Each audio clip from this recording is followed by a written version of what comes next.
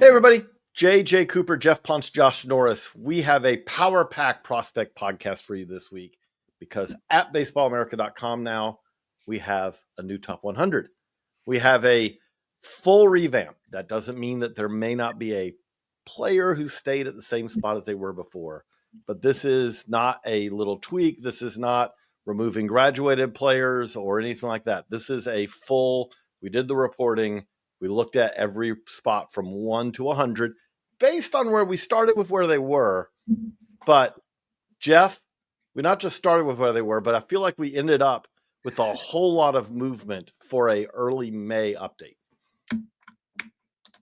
Yeah, I think that's accurate. But I also think that dating back to some of the graduations last year, it kind of felt like we had a top 100 that wasn't necessarily fully formed yet. Like there were players at the back end that I think we all had suspicions on, or players, outside the top 25 that we all had suspicions that were going to make big jumps.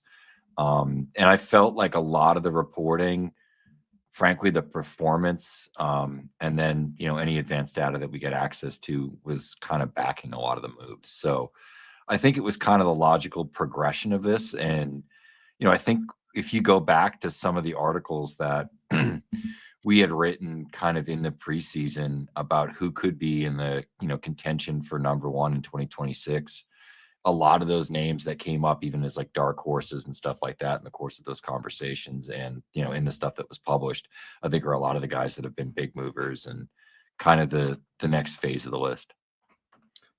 Josh, the other thing that jumped out to me with this top 100, we always have 100, but not every 100's the same. This one's one that at the top of it, I came away, kind of had a smile on my face when we're done. I really kind of am excited about kind of the state of prospectum right now, especially in the number of young shortstops we have in the game. Yeah, I mean, absolutely. The top 10, 15 are really good players, to put it bluntly, and you would think so based on their placing. But a lot of these guys have the potential to be extraordinary players. These are the kind of players that you would pay to see in the minor leagues and would continue to pay to see once they get to the big leagues. It's a really fun time to watch a lot of low A baseball and a lot of big league and triple A pitching, and one hitter. There's a new. We'll talk about that in a second. But yeah, it's a really interesting group at the top and a little muddied at the bottom. But I can't remember a year where it wasn't a little muddy at the bottom. If it wasn't, we wouldn't do this. It always should be muddier at the bottom than it is at the top, because the top is really where you're going to get a lot more consensus, right? When you get to the back of this list, we try to get as much feedback as we can. But at the same time, some of that feedback, which I think frustrates Josh especially sometimes, as he said, is some of that feedback will be one feedback: move this guy up. Next feedback: why is that guy on the 100? Okay, well, how are we going to figure that out? That happens, So, but we also, I would say, importantly, we have a new number one. We have a new number one, which is also the old number one, because he was our number one going into the offseason last year. Roman Anthony, if you're reading the scroll, I think you may be ahead of us here, that Roman Anthony is our new number one prospect on the top 100. Josh, I feel like that this was a useful debate, but at the same time, how easy was it to you? Was it something where Anthony moved up to you? Was it something where Roki moved down? How did you kind of perceive it?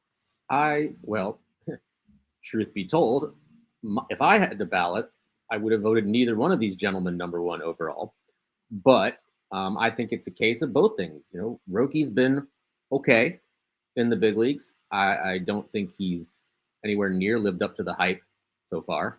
But I don't think he could either, given the hype that surrounded him.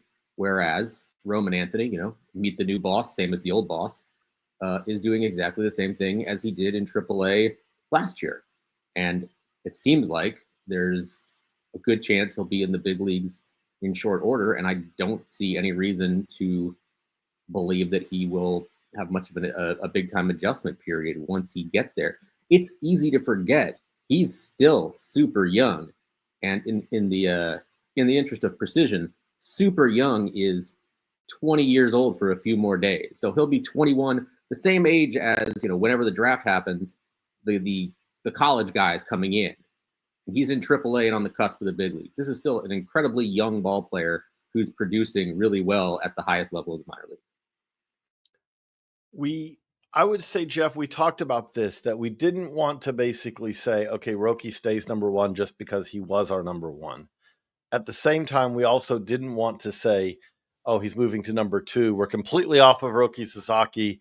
I mean, I know he's going to graduate at some point, but, well, clearly he's not what we thought he was either. How did you kind of balance it, like as far as the top couple? Yeah, I think when you sort of look at it, we didn't have a true North American sample, like a affiliated American sample with Roki, and we got one. We had kind of confusing TrackMan data year over year from Japan. I wrote about it a little bit in the off season. And I think some of our worst fears just in regards to the quality of the fastball and some of the additional traits have like kind of come true. The command hasn't been great. Just hasn't been as polished as say, some of the other, we'll say older Japanese professionals that have come over. But I'd even say like Shohei Ohtani as a pitcher kind of initially even. Not quite that polished, but I think you do see the stuff. He's a huge prospect, still a player that I think long-term projects as, potentially a number two type of starter. But there are some tweaks and there's going to be some bumps in the road. And, I think even lately, like the last start was a little bit better. He could be turning a corner and just kind of getting adjusted. But on the other side of the coin, I think, we've seen what Roman Anthony has done for 2 years now. Some of the questions in the profile, maybe regarding the angles and that sort of stuff, has gotten even better. All he's done is produce. And I think in, a majority of the other organizations in baseball, he might even have been somebody who broke camp as a 20-year-old. He's really feels like when you see him, like a big leaguer in a AAA lineup right now. And I think that's kind of the best way to put it. And I think you look at the player overall, really productive, gets on base. The contact hasn't been a question really at any point in his professional career, though that was kind of an amateur question.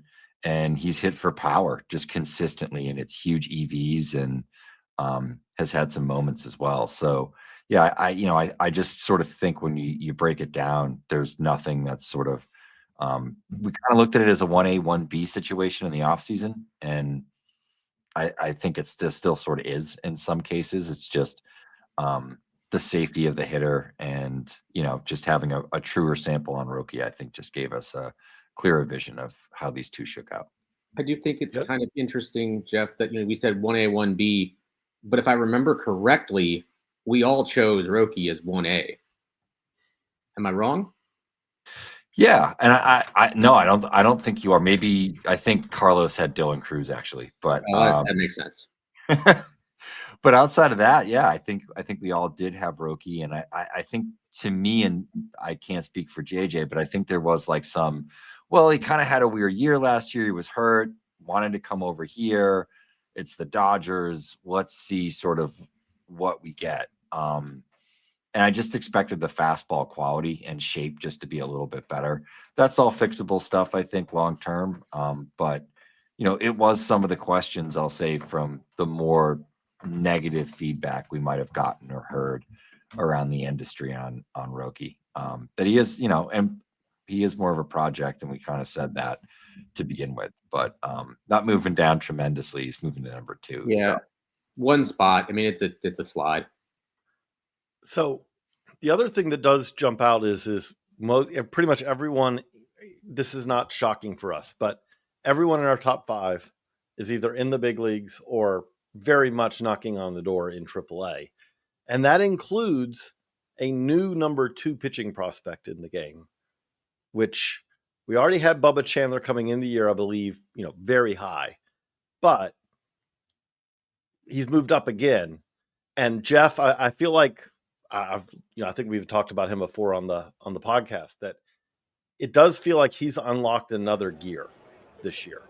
He was really good. He's now even better. Yeah, and I think we got feedback that was kind of in line with that as well. The fastball is even better. The secondary stuff has been, at least looked like it's been better quality. It's been thrown a little bit harder, and he's landing all 4 of his pitches for strikes, which I think is a big part of it as well. He's another guy that just looks ready for prime time in AAA. It's like every time he goes out there, it's like, how many whiffs is he going to generate? How many guys is he going to strike out?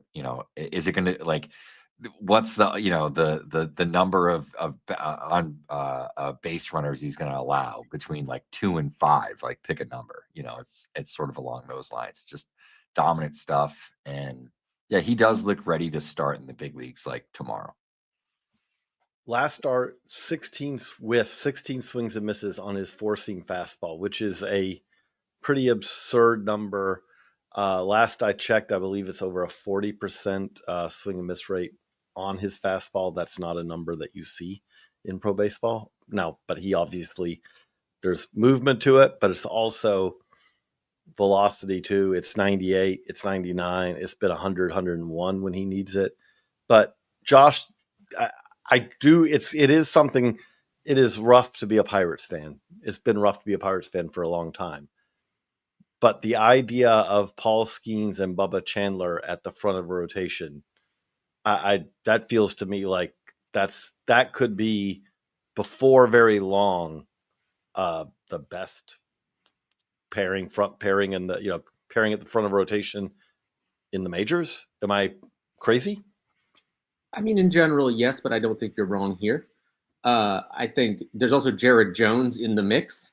Once he comes back, he makes a nice when healthy. Yeah, when healthy. I mean, that's true for everyone. But in a perverse way, I think it almost makes it more painful, because they have to develop a hitter to get these guys some run support.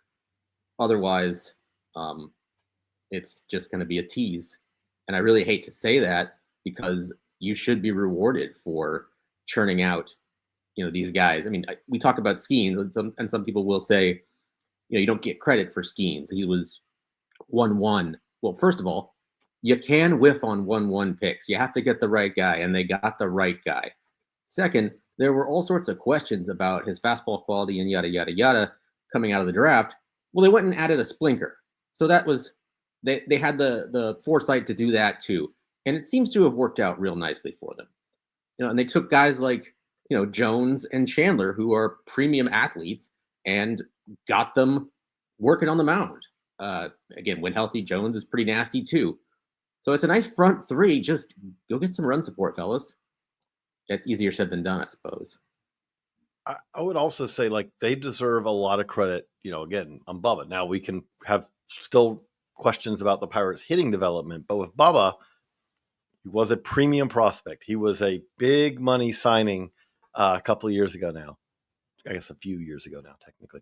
But at the same time, Geoff, this was not the Bubba Chandler we see today is significantly better than the Bubba Chandler who walked into pro ball, which should be expected with a multi-sport 2-way guy who played a lot of shortstop and also played foot. Like, this is something where he had multiple options for where this could go, but his development as a pitcher is really impressive.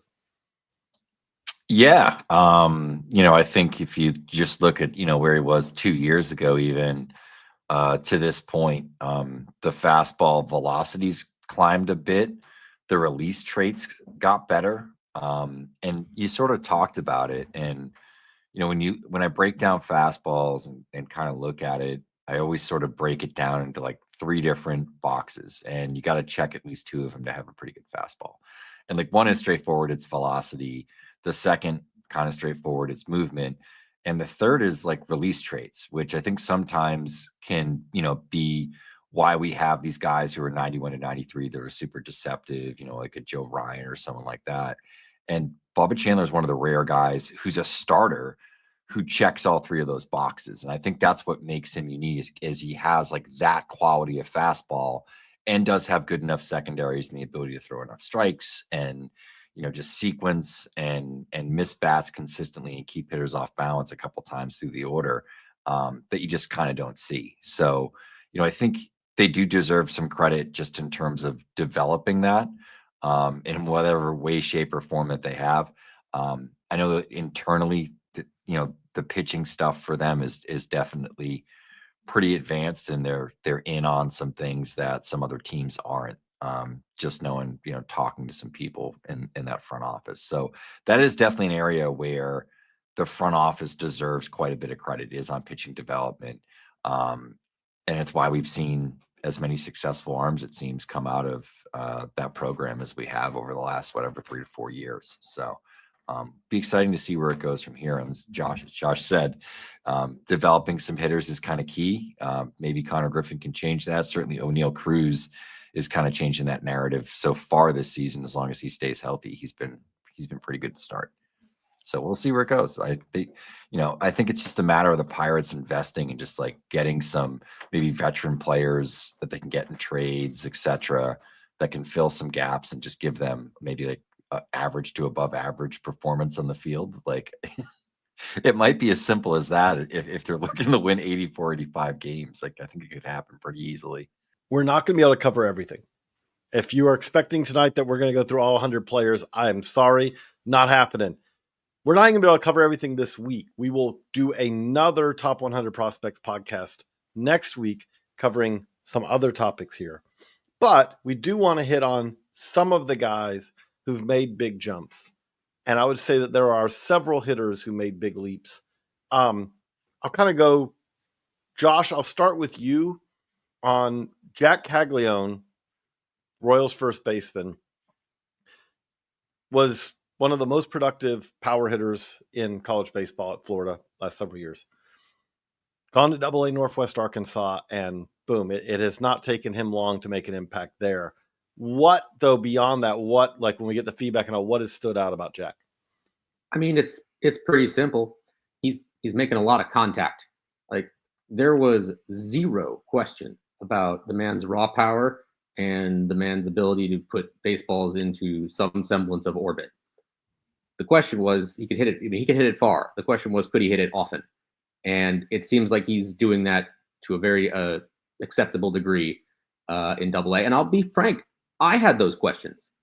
I saw him in the fall league last year, and I strongly doubted whether he'd ever be more than a guy who hits 190, 200 with 20 bombs. You could slip just about anything with a wrinkle by him. And he seems to have made some changes in the offseason, and it's working out in AA, which is, probably the biggest test in the minor leagues usually. Although AAA is a pretty good tester these days too. So, I mean, it's not rocket science, I don't think. He's just hitting the ball more often. And when you have that kind of brute strength, good things tend to happen when you touch the ball. Geoff, I like how you put it also, though, that basically we obviously know he has the power, but there's kind of the hope here, and we're kind of buying into that hope more and more when you look at the top 100 and how we're moving them up. The hope here is that he's got kind of some unusual hitter traits as well. Yeah, I think it's just, the consistent ability to make extremely hard contact at a variety of different angles. And, he has quite a bit of bat to ball skill. He's always had that. It was more him just kind of swinging himself into outs. And I think sometimes that was because when he does make contact, he does damage.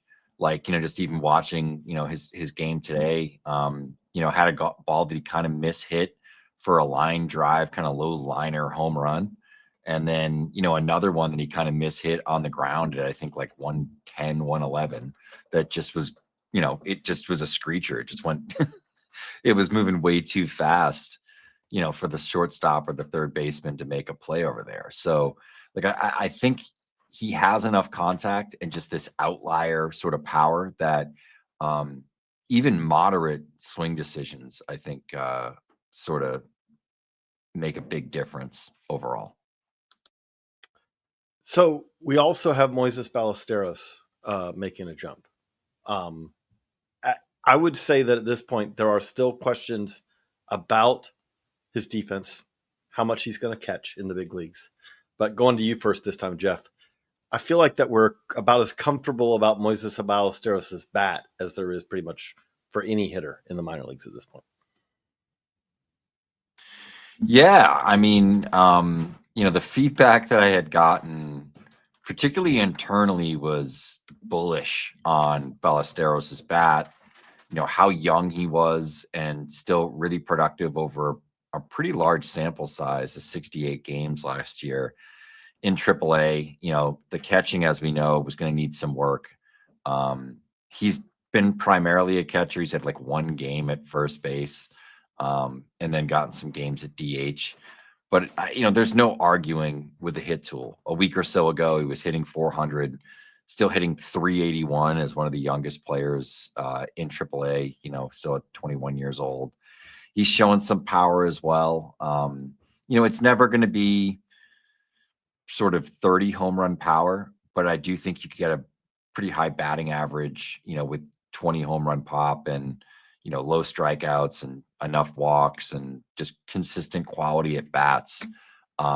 He's almost like a better version, at least if he can catch, at least, and does have some defensive value. It's, Arias sort of esque with maybe a little bit more pop because he's a bigger guy.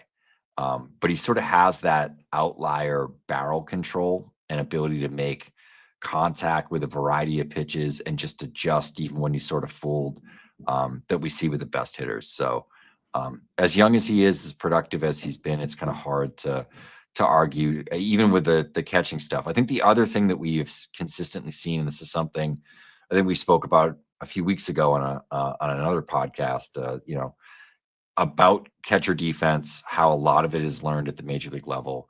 These guys can consistently get a little bit better. I'm not saying that I think Ballesteros is a prime candidate for that, but I do think he's going to get some opportunities to catch at the big league level because of his bat. And he has enough ability behind the plate that he's not going to totally embarrass the Cubs, etc. Josh, what do you think about his ability to catch? How confident are you that he's going to be a big league catcher, or are you confident he's going to be a big league hitter? Well, I'll just read from an article we wrote 3 years ago, which said, Ballesteros is an extremely powerful hitter with a loose, easy swing that allows him to flick line drives to all sectors of the ballpark. That was 2022. That was the Arizona Complex League. Sometimes we get these things right. He's been a hitter since day one, and I do think that part of the reason there were so many doubters was because, let's be straight, he's fat. And I do think there's a lot of undue skepticism toward bigger-bodied players in the game sometimes. He's been hitting from the ACL on up at every level. He's proved it over and over and over again. I think he's going to be a really productive big league hitter. And I do think, and there are questions about whether he'll catch, but evaluators last year in the AFL, were not completely out on him. He showed better. Is he ever going to be Yadi Molina? No. But is he going to be serviceable? Possibly. And that will only, raise his stock a little bit. But I think wherever he winds up on the diamond, he's going to be a valuable hitter. So we're not going to be all sunshine and rainbows and happy fun day and all that. We're also going to talk about, because guys do fall, and I believe we had 12 players drop off the top 100 in this update. Like I said, this is a significant update. Number of players on, number of players off, whole lot of players who moved up, down, around. But we're not going to highlight every player who dropped off. But Josh, there are a couple that did. One that did that jumps out is I don't think that with Starlin Cava, with the Marlins, that there's any question yet. There remains really no questions about the glove. we just talked about with Moises Ballesteros that he's about as comfortable as we are about any hitter in the minor leagues. I would say that the reason that Starlin Caba dropped off is there are probably more questions about his bat than there was about almost anybody in the top 100 coming into this update. Is that fair? Yes, I think you are describing in Ballesteros and Caba two of the most disparate players, both in skill set and stature, that you can get this side of Aaron Judge and Jose Altuve. But, you know, he's a shortstop. He's a big league shortstop right now. If you want to plug him in there, he will make some highlight plays for you. He will, however, probably not get a hit. He was, and I'll be even here. I just, tooted our own horn with the 2022 ACL list. Well, Caba was number 1 on the FCL list last year on the strength of that defense, and he did produce in that level. But there were questions that scouts had, and I had personally, which was he didn't swing the bat a whole lot. Like, I think it was like 6th or 8th lowest among all qualified hitters. He never swung the bat. And that was part of the reason why he was able to control the zone so much, is because complex league pitchers, by and large, stink.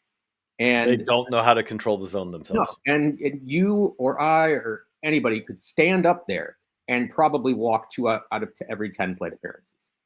But the question was, did he have actual zone control, or was he just patient? He gets to the Florida State League and gets traded, and it turns out it might have been just that he was taking advantage of really bad pitchers, and now that they're bumped up a couple, at least 1 grade. We're not talking about a world of Jacob deGroms in the Florida State League either. He's getting exposed a little bit. There was never a thought that he was going to have huge power, but you thought he'd make a lot more contact rather, and be toward the top of a lineup. Now it looks like he might be at the bottom of a lineup when he gets there, because I still do think his glove is going to get there. Although there are examples of supremely gifted defenders at shortstop who don't get there. But we'll see. I mean, I still think I'm confident in saying it's an 80 glove at shortstop. It's just right now it's like a 20 bat. And Geoff, with Kevin Alcantara, we're talking about a guy who still pretty young, but it does feel like in his case, the concern has been why he drops off could largely be summarized as he's back for another year in AAA, and we're not seeing a step. We're kind of hoping to see a step forward, and we're not seeing a step forward. When we talk to scouts, when we talk to evaluators, they're not seeing a step forward with him yet. Yeah, and I think that's been a concern at points with Alcantara, because he is super streaky, and we'll go through these periods where things are kind of down. I mean, he does hit the ball extremely hard. He runs really well. He's super toolsy. He's good in center field. I don't think he's far from a top 100 prospect, to sort of put it that way. But, I do think that he's another guy that will swing himself into outs sometimes. There is some swing and miss in zone. It's not always optimal angles. It's a lot of ground balls. He's kind of blocked a little bit too, though, isn't he? Like PCA, Pete Crow Armstrong's development as what looks like a long-term fixture in center field. You mentioned he's a good center fielder. I know that they have Ian Happ. I know they have Kyle Tucker. Like, they're not, the corners are pretty set right now too. But if he's not a center fielder for the Cubs, him in a corner is not as interesting as him in center. This could be long-term kind of a trade candidate, I feel, in some ways too. Well, I'll just note here that they have Kyle Tucker for 1 year, maybe. Well, right, but he's a corner. If he's in a corner, I don't think he's as valuable as he is if they didn't have a center fielder like Pete Crow Armstrong. Yeah, no, I absolutely agree. I've kind of felt like him and Owen Casey were both sort of prime trade candidates over the last couple of years, just because they have been so close to the show. They're ready-made. They're the kind of players that, for a non-competitive club that has, a good big league regular to trade, they're kind of ideal candidates that are plug and play. So, I think, both Alcantara and Casey are both kind of blocked. And, at this point, if the organization truly believed that they were everyday regulars, I think they might already be up with the big league club. Of course, they have Ian Happ, who's kind of been, at this point, like a go-to veteran on that team. I think maybe has played the most games as a Cub among the current Cubs, if I'm not mistaken. Tucker, obviously, with that big trade. And then if they can re-sign him, that locks it up for a long time. And then PCA, who's one of the surging, developing potential superstars right now, just in terms of his production. And then obviously, what he's done since he stepped on a field as a professional in center field, just been, outrageous there, just, incredible, 80 grade sort of defense in center. And Seiya Suzuki is the DH who can play a corner, if someone needs a night off too. So these are good problems. These are Dodgers-like problems. PCA, just to go on a small tangent here, like this was a guy in his draft year that was talked about entering the season as a 1-1 candidate. And, it's not been an instant development, but it's just another bulletin on the bulletin board. Prospect development is not linear. There are very, very few examples of what I've called mutants who get there and immediately succeed. Sometimes it takes a while. So I think PCA is a great example of just being patient and reaping the rewards. We also have, I think it may be 12. I'll count it while we're doing this, but additions to the top 100, which again is a lot. But we're not going to hit on every one of those. But we have a couple that we did want to talk about. And Geoff, one of them is, kind of welcome back to Robbie Snelling. The best way I could describe it is this looks like what Robbie, like if you said that this was the start of the 2024 season, and if you did that, you would be like, wait a second, why is he a Marlin? He was a Padre, but there was a trade that happened in 24. But this seems like a natural progression from where he was in 23 when he's our minor league baseball pitcher of the year. There was a little bit of a pretty big speed bump in 24, but here he is, and it looks like he's kind of back, doesn't it? Yeah, I think, the sequencing has been better. The stuff has been back to where it was a couple of years ago. I think some of that is kind of evidenced in how many more ground balls he seems to be driving. Like he went toe to toe with Noah Schultz last week, in a Southern League tilt. And, it was good velo because they do have that on the Birmingham broadcast. And, the slider was back, generating enough whiffs. It's not like a crazy whiff pitch, but when it does you do make contact with that pitch, he gets a lot of ground balls with it.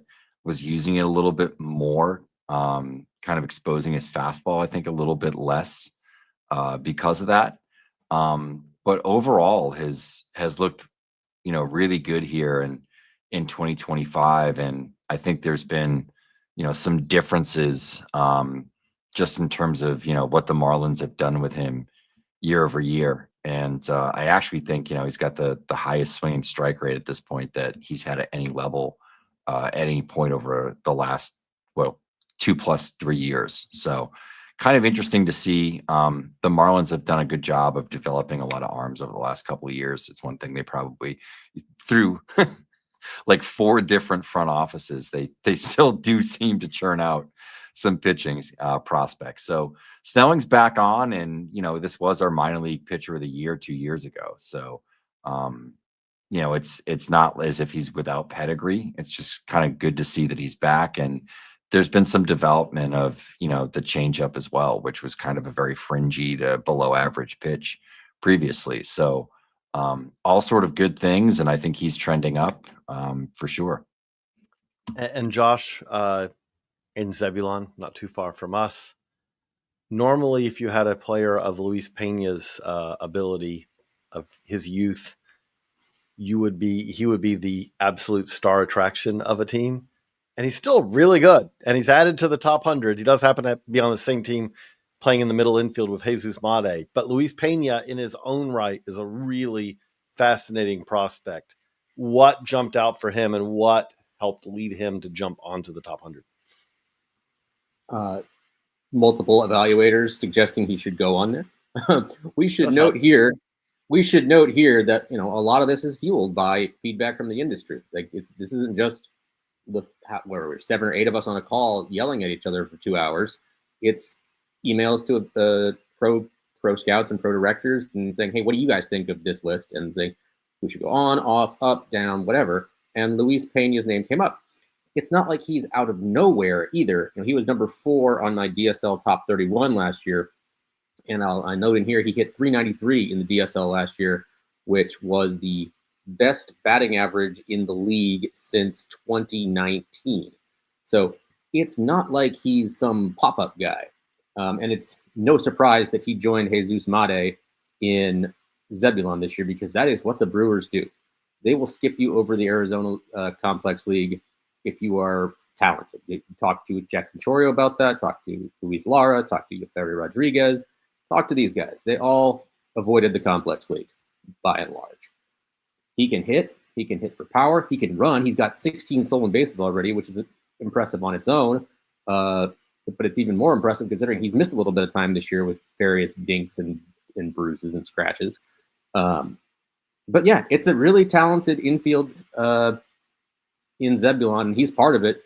And it's kind of a joy of a club to watch. I'm lucky it's 35 minutes from where I live. It is a joy to do this top 100. We did have a 2-hour call, which followed on the heels of a lot of getting feedback, a lot of, it was arduous sending those emails. Yes. So a lot of work, but we're really excited by the work because this is what we love to do. I mean, again, there are a few things that I could enjoy more than sitting around thinking about which prospect, how do I line up Bubba Chandler versus Jackson Jobe? How do I line up, the young shortstops, all these things that we get to do. And we thank our Baseball America subscribers because you all are what allows us to do it. If you're watching this, you've gotten this far and you haven't gone to baseballamerica.com to check out the new top 100 and to check out all the content we're putting around it. Josh has a piece explaining some guys who didn't make the 100 yet, but are right there knocking on the door. Who were voted on by directors. That's the key. Like the guys who were suggested, but we just didn't make it this time. So it's not just guys we talked about. It's guys that the industry suggested and might get there soon. Want to make that. But so Josh has that he wrote. We're breaking down all the movement. So if you wonder who moved up, who moved down, who moved on, who moved off, who graduated, all of that, we have that all explained in a piece. Jeff and Josh are working on a piece for next week that will kind of be a follow-up. That'll be really good. I won't go any further than that. We'll be talking about that on next week's Prospect Podcast. Same time, same place. We're roughly same time, roughly same place. But we'll be doing that next week as well. And for Jeff, for Josh, I'm JJ. So long, everybody.